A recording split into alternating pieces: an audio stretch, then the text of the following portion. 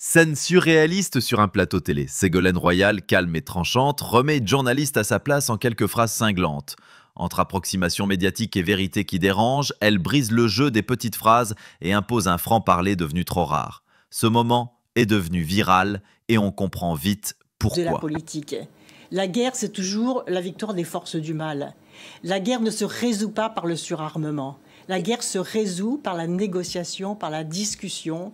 C'est ceux qui ne veulent pas la paix qui sont des lâches d'une certaine façon. Et parce qu'il y a beaucoup d'intérêts financiers dans cette guerre. Il y a beaucoup de milieux qui gagnent beaucoup d'argent dans cette guerre. Dans cet extrait, Ségolène Royal revient sur ses propos autour de l'Ukraine et surtout sur l'absence de volonté de paix en Europe. Elle dénonce l'instrumentalisation de la peur, l'aveuglement des dirigeants européens et l'absence totale de négociations. Selon elle, l'Union européenne avance sans vision, sans médiateur, sans stratégie de sortie. Et pire encore, elle participe au conflit au lieu de l'apaiser. Dans une analyse percutante, elle rappelle que la guerre n'a jamais résolu les conflits et que ceux qui refusent de parler de paix sont les vrais irresponsables. Si nous sommes des gens responsables, nous n'avons pas le droit de laisser cette guerre se poursuivre et nous devons impérativement peser pour que les négociations commencent. La guerre est toujours un échec de la politique. La guerre, c'est toujours la victoire des forces du mal. La guerre ne se résout pas par le surarmement. La guerre se résout par la négociation, par la discussion, par la convergence. Et je pense que toutes nos forces politiques doivent être orientées vers la recherche d'une négociation pour l'Ukraine sans compromission. Parce que le peuple ukrainien aussi est le peuple qui souffre le plus et qui aspire à la paix. Quel peuple n'aspirerait pas à la paix aujourd'hui ? Comment vous pouvez penser qu'un Emmanuel Macron ou l'Europe considère que la paix n'est pas un objectif ? Vous pensez sincèrement que depuis le début de cette guerre, on a encouragé à la guerre ? On a découragé la paix ? Le président Macron est allé à Moscou, il a parlé à Poutine des dizaines de fois, à Zelensky. Ça lui a été reproché, je ne lui ai jamais reproché. D'accord, mais il parle aussi à Zelensky, il parle à Poutine. Il y a des efforts qui sont faits. Le problème, c'est que Poutine dit des choses et qui fait le contraire et qu'il est aujourd'hui considéré comme l'agresseur par l'ONU, par les commissions d'enquête, par les enquêteurs internationaux, par les journalistes qui sont sur place. Et donc, il y a un fait. Il y a un fait. Mais comment se sont résolus les conflits ? Les conflits à quelque niveau que ce soit des conflits dans une entreprise, des conflits dans une famille, et plus gravement des conflits de guerre, c'est quand il y a une médiation.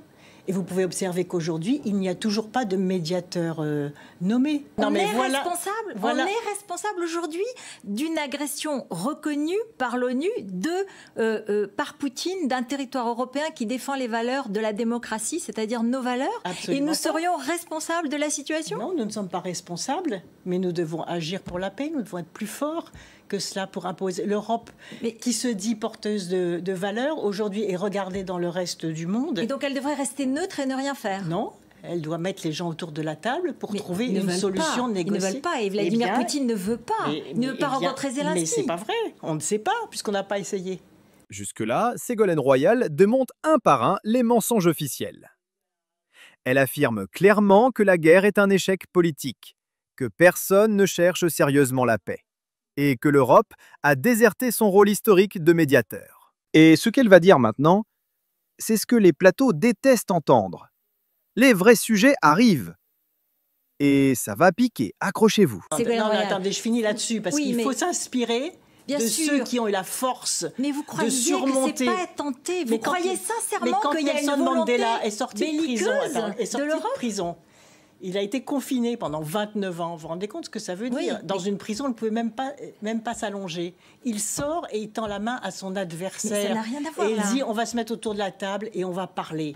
Et l'adversaire d'hier, dit-il, écoutez-moi bien, l'adversaire d'hier devient le partenaire. Parce que nous construisons ensemble une paix pour les familles d'aujourd'hui qui sont fatiguées de cette guerre, qui nous coûte horriblement cher et donc qui fait basculer aussi dans la misère et dans la pauvreté d'autres parties du monde. Le continent africain est menacé par la famine à cause de cette guerre. Donc nous, Européens, nous avons une responsabilité majeure et nous devons enclencher le processus de paix. Et je pense qu'Emmanuel Macron, qui n'est pas rééligible, donc qui a les mains libres, peut être l'homme de cette situation. Moi, je regrette que pendant la présidence européenne, il n'ait pas pris une initiative sans demander la permission aux autres chefs d'État et de gouvernement. Il n'a pas arrêté d'essayer de le faire, sauf qu'il s'est heurté à des murs.